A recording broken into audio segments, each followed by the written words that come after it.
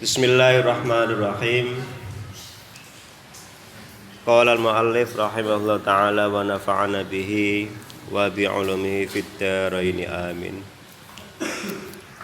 La yahillu li muslimin ay yahjura akhahu fawqa thalathin.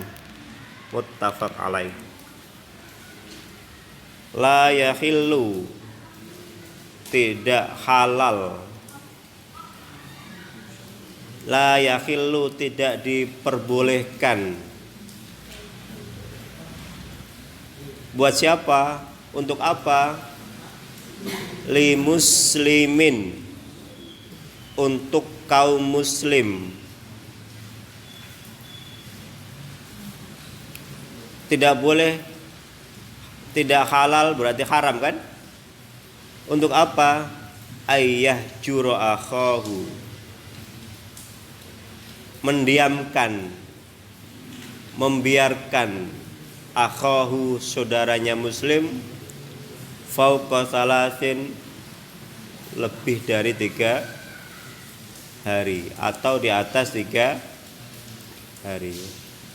Nah, la yakhillu li muslimin ayyah jura akhahu fawqa salatin, tidak halal, tidak boleh bagi seorang muslim ayyah jura akhahu, mendiamkan saudaranya tanpa bertanya, tanpa berbicara dengan maksud karena sedang marahan, sedang benci-bencian. Fawqa salatin, lebih dari 3 hari. Nah, sebenarnya hadis ini adalah hadis yang sangat bercirikan tentang kemanusiaan. Manusiawi sekali ketika misalnya orang marah ngambek, ya kan? Makanya hadis ini memberikan semacam toleransi. Kalau kalian sedang marah, kalau kalian sedang ngambek sama anaknya, sama santrinya, sama tetangganya, atau dengan siapapun, gak apa-apalah kamu diam, daripada ngomong malah bernafsu, ingin berantem, ya kan? Tapi kata Rasul jangan lama-lama, maksimal hanya 3 hari. Lebih 3 hari berarti harus ada cara, bagaimana caranya kita bisa baik. Nah, selama 3 hari ini kita juga harus menggunakan sebaik-baiknya. Untuk apa? Untuk muhasabah. Kenapa ya saya berbeda pendapat atau berantem dengan tetangga saya? Kenapa ya anak saya kok begitu, susah banget kasih tahu sehingga saya cuekin 3 hari. Nah, makna 3 hari ini adalah makna yang harus kita fahami sebagai bahwa kita sebagai manusia itu boleh-boleh saja memendam amarah yang sifatnya saat saja. Jangan dibiarkan berlama-lama, sambil kita berhitung muhasabah, kira-kira kenapa ya kok bisa begini dengan si A si B, kok bisa begitu, apa saya yang salah, apa dia yang salah. Nah, setelah itu kita dapatkan, maka setelah 3 hari kita harus mencari cara bagaimana caranya supaya memperbaiki hubungan dengan istri kita, kalau kalian nanti sudah beristri, atau dengan pacar kita, kalau kalian punya pacar tapi nggak boleh pacaran kan? Yang ngambek bolehlah karena manusia tersinggung dan lain-lain, tapi jangan diakomodir menjadi dendam sehingga berlarut-larut lebih dari 3 hari. Jadi hadis ini hadis muttafaq alaih. Jadi ketika kita sedang berada dalam nafsu yang tidak baik, daripada kita lampiaskan dengan kata-kata yang buruk malah menjadi bumerang buat siapa saja, maka kita diamkan saja orang itu. Bapak sering, ini bapak cerita aja supaya kalian juga paham. bisa membaca situasi dan kondisi. Gak usah harus diekspresikan kemarahan seseorang dengan orang itu dengan kata-kata, dengan perbuatan, tidak usah. Tapi kita sebagai orang harus peka. Ketika ada di antara kalian yang sepertinya susah diatur, Bapak cenderung menghindar. Nggak mau nanya, nggak mau, terserah kalian. Tapi setelah itu kita juga mikir, kasihan juga kalau kita biarkan. Namanya juga santri, barangkali nanti bisa lebih baik lagi. Begitu, guru tuh begitu. Orang tua kalian juga pasti begitu, yakin saya di rumah. Benar apa enggak? Kalau lagi marah, ngambek, males karena anaknya susah dikasih tahu, pasti dicuekin. Tapi makan mah dikasih kan? Ya kan? Makan mah disiapin. Mau makan mau enggak silakan situ dah. Ya sama guru juga begitu. Ngajar mah tetap ngajar. Tapi kalian mau ikut mau enggak terserah dah. Begitu kan? Tapi setelah kondisi tertentu pasti dipanggil tuh. Ada enggak di antara kalian pernah dipanggil diomongin gitu? Nah, kalian dengan posisi seperti itu mestinya juga paham, sensitif. Makanya diolahlah perasaan batin kalian.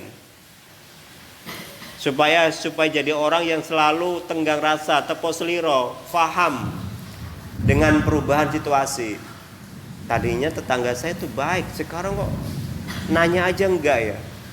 Boro-boro nanya, muka ngelihat wajah aja enggak mau. Nah, di situ kita harus mulai menyadari kenapa ya? Cari, barangkali kita yang salah. Gitu loh. Lebih baik kita merasa bersalah daripada kita merasa benar. Gitu loh. Paham ya? Daripada kita merasa bersalah minta maaf Pak kalau saya ada salah. Lebih plong tuh, orang juga akan lebih bersimpati dengan kita ketimbang kita petentang-petenteng merasa benar sendiri atau merasa hebat sendiri. Udah tahu salah tapi masih petentang-petenteng. Tidak menyadari kesalahannya. Orang seperti ini cenderung orang tidak dapat empati dari tetangga kanan kirinya. Kalau misalnya sakit biarin sakit teh, mati situ. Paling begitu. Ada nggak yang begitu di kampung? Ada. Kenapa? Bisa jadi karena ulah kita. Maka jangan selalu menyalahkan kondisi. Ya. Jangan selalu menyalahkan situasi dan kondisi. Salahkan saja diri kita. Dengan begitu kita bisa berintrospeksi untuk memperbaiki diri daripada mengutuk kegelapan. Udah tahu listrik mati, marah-marah melulu.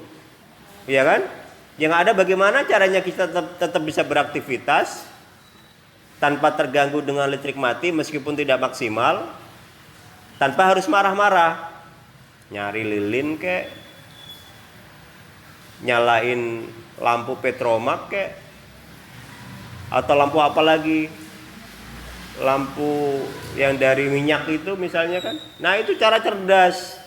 Daripada ngutuk PLN matinya lama banget, udah tahu bayar misalnya.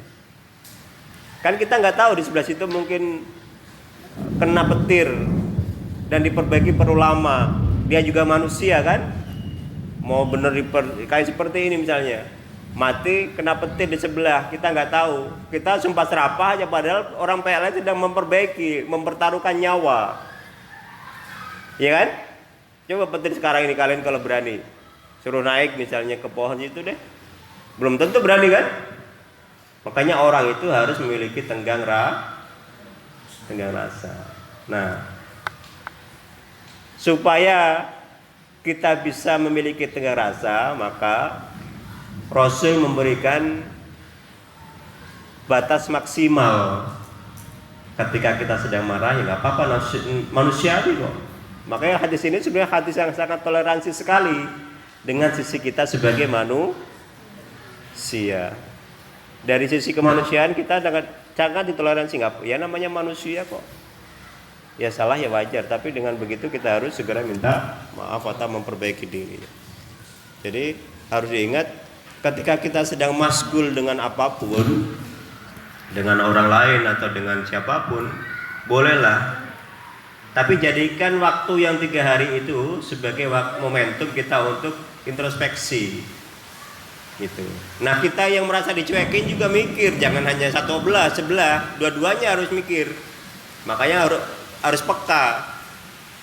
Kita yang dicuekin kok sepertinya misalnya Gilang nggak mau nanya Raffi Udin, kenapa ya? Raffi biasanya berdua terus, makan aja sendok berdua. Tapi kok tiba-tiba Gilang malah nempel sama Dinar misalnya. Kenapa nih? Udin harus mikir juga. Ya kan? Supaya apa? Supaya terjadi perbaikan, islah. Kalau memang Dinar yang salah, Raffi Udin yang salah, salahnya di mana? Kalau Gilang yang salah, ya harus mau dikoreksi oleh Udin. Gitu. Supaya apa? Supaya kita tetap menjadi insan yang al-muslimu akhul muslim. Al-muslimu akhul muslim. Ya kan? Ya syuddu ba'duhu ba'do. Jadi muslim satu dengan muslim lainnya itu bersaudara seperti atau laksana bangunan yang saling menguatkan. Tahu kan? Paham kan? Batu bata, gedung, bangun apapun kalau dibikin bertumpuk-tumpuk kuat gak? Gak kuat. Pasti ada siksaknya. Batu bata, lihat kalian pasang bapak-bapak tukang itu. Kalau pasang batu bata pasti selang-seling. Yang satu lurus, yang satu panjang, satu agak pendek. Atau sama-sama pendek pasti dibikin natnya itu beda-beda. Karena kalau dibikin tumpuk sama begini sejajar, nggak kuat, kalian robohin aja ambruk. Kalau kalian nata batu bata begini, tumpuk 1, 2, 3 nuntuk rata, itu meskipun kalian kasih semen, bisa jadi tidak terlalu kuat. Tapi kalau pasangnya siksak, sini, kanan kiri. Meskipun misalnya tidak pakai semen, kalau bangunannya sudah tinggi atau sudah panjang, kalian dorong agak berat. Apalagi pakai semen lebih kuat lagi dibandingkan dengan yang sejajar paralel tadi. Makanya karakter orang itu, karakter sebuah masyarakat kalau ingin mau kuat, ya harus saling mengisi. Yang satu jadi ustadz, yang satu jadi pengusaha, yang satu jadi guru, yang satu jadi santri. Saling mengisi kan? Coba kalau jadi pengusaha semua, siapa yang mau jadi tukang panggul? Ya kan? Kalau jadi guru semua, siapa yang jadi murid? Mana mungkin kita dipanggil Pak Ustadz kalau nggak ada santrinya? Makanya dalam strata sosial, semua kita ini saling tergantung. Tidak boleh jumawa, tidak ada yang merasa paling hebat. Seorang kiai besar sekalipun tetap saja dia butuh orang lain. Contohnya baru mau pergi ke pengajian aja ngajak santrinya kan. Nah itu berarti tanda bahwa kita sebenarnya butuh orang lain. Baru ngaji ke pengajian saja kita butuh supir, ya kan? Meskipun bisa saja, tapi kan capek. Nanti giliran udah mau ceramah, kita sudah letih karena udah nyetir sepanjang jalan kan? Ini bukti bahwa manusia itu adalah butuh orang lain. Dan dalam hubungan kemanusiaan itu seringkali terjadi ada perselisihan manusiawi. Setelah selisih jangan lebih dari 3 hari. Ini kata Rasul. Paham ya? Sampai di sini ada yang mau bertanya?